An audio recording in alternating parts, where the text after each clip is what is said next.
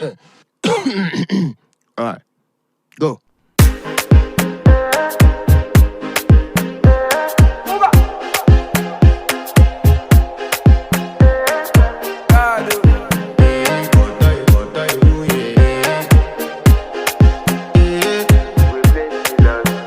I want to flex my love, I want to impress, and I want to carry my love away to a place she loves.